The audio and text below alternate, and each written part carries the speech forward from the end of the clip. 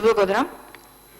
Почитувана колешке, сметам дека е доблесно и честно пред граѓаните да предочиме кои се ефектите од вашето промашено и неефективно потрошено време во сферата на економијата.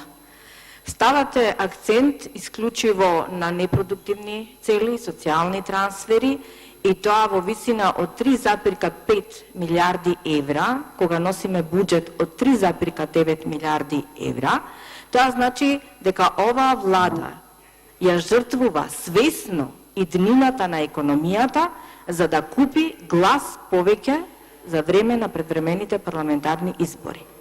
Колку и да сакате ова да го занемарите, бројките се немилосрдни во овој дел, или поточно, со овој буџет за стоки и услуги ќе се потрошат 835 милиони евра или 180 милиони повеќе од оваа година, а тоа се пари кои институциите, знаете, ќе ги потрошат на тендери, предвремени вработувања, патни трошоци и да не набројувам.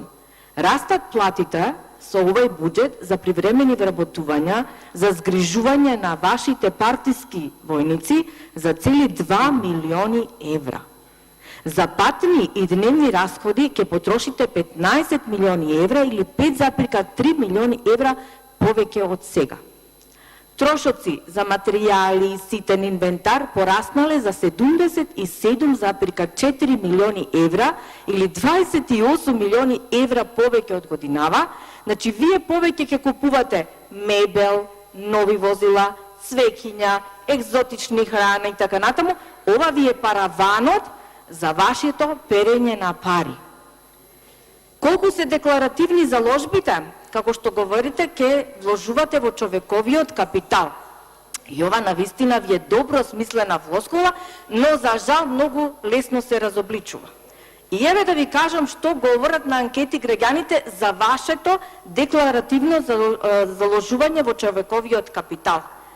Тие викат дека покачените плати, декларативните покачени плати, не го покриваат делот на висината на даноците кои што ги плаќаат граѓаните кон државата.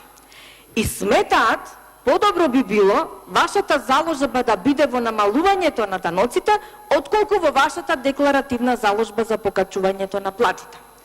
И ваквото мислење, согласно анкетите, го имат повеќе од 61% од анкетираните граѓани.